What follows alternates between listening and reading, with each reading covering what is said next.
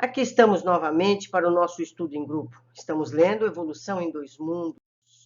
E hoje vamos aprender... Começamos a segunda parte agora. Alimentação dos desencarnados. Olha que interessante. Como se verifica a alimentação dos espíritos desencarnados? Esclarecendo a importância da respiração no sustento do corpo espiritual, basta lembrar a hematose no corpo físico, pela qual o intercâmbio gasoso se efetua com segurança através dos alvéolos, nos quais os gases se transferem do meio exterior para o meio interno e vice-versa, atendendo à assimilação e desassimilação de variadas atividades químicas no campo orgânico. O oxigênio, que alcança os tecidos, entra em combinação com determinados elementos, dando em resultado o anidro carbônico e a água, com produção de energia destinada à manutenção das províncias somáticas. Estudando a respiração celular, encontraremos junto aos próprios arraiais da ciência humana problemas somente equacionáveis com a ingerência automática do corpo espiritual nas funções do veículo físico, porque os fenômenos que lhes são consequentes se graduam em tantas fases diversas que o fisiologista, sem noções do espírito, elaborá-los-á sempre com perplexidade de quem atinge o insolúvel. Sabemos que para a subsistência do corpo físico é imprescindível a constante permuta de substâncias com incessante transformação de energia. Substância e energia se conjugam para fornecer ao carro fisiológico os recursos necessários ao crescimento ou à reparação do contínuo desgaste, produzindo a força indispensável à existência e aos recursos reguladores do metabolismo. O alimento comum ao corpo carnal experimenta de início a digestão, pela qual os elementos coloidais indifusíveis se transubstanciam em elementos cristalóides difusíveis, convertendo-se ainda a matérias complexas em matérias mais simples, acessíveis à absorção, a que se sucede a circulação dos valores nutrientes suscetíveis de aproveitamento pelos tecidos, seja em regime de aplicação imediata, seja no de reserva, destinando-se os resíduos à expulsão natural. A ciência terrena não desconhece que o metabolismo guarda a tendência de manter-se em estabilidade constante, tanto assim que, reconhecidamente, a despensa de oxigênio e o teor de glicemia em jejum revelam quase nenhuma diferença de dia para dia. É que o corpo espiritual, comandando o corpo físico, sana espontaneamente quando harmonizado em suas próprias funções todos os desequilíbrios acidentais nos processos metabólicos, presidindo as reações no campo nutritivo comum.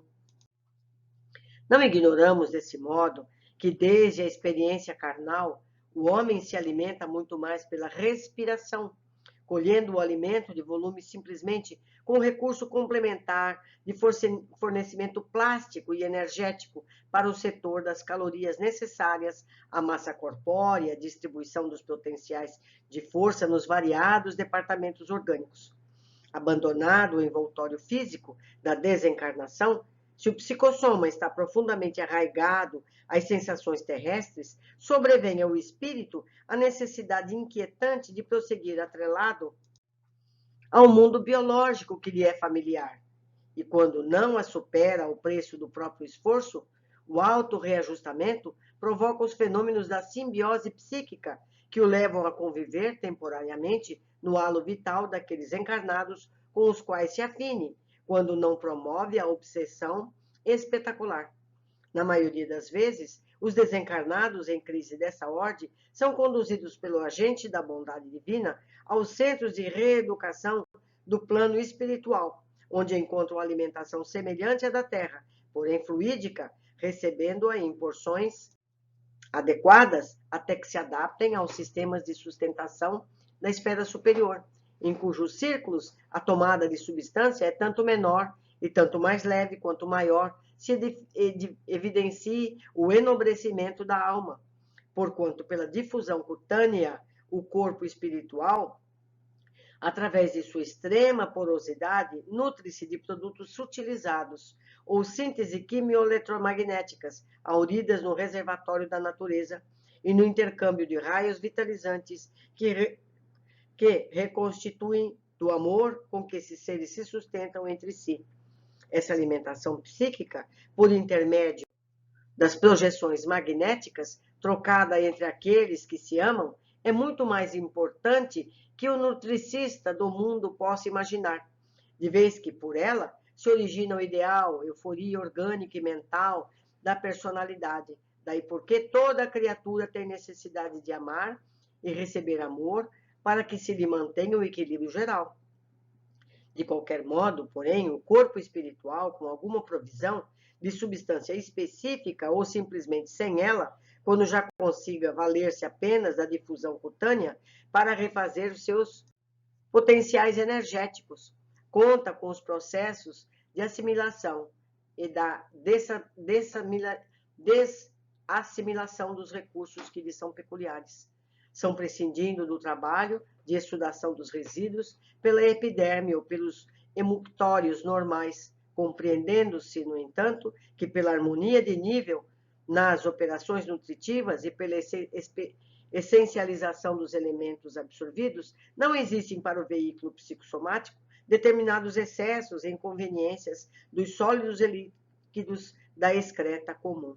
Uberaba, 16 de abril, 1958.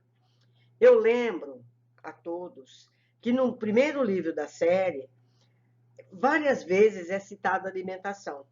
Fala do conflito que houve no passado da colônia, em que foi preciso a reeducação de todos, isso levou muito trauma a todos.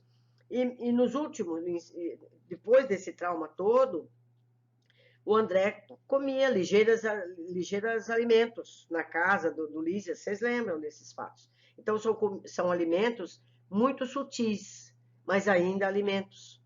Porque vale lembrar que o nosso lar não está em plagas muito altas, está bem junto da gente, com espíritos ainda não tão iluminados, não é mesmo? Bom, terminamos um capítulo muito interessante, e como eu já disse, os capítulos estão ficando mais fáceis da gente entender, não é verdade? Eu agradeço a companhia de todos e eu espero no próximo capítulo.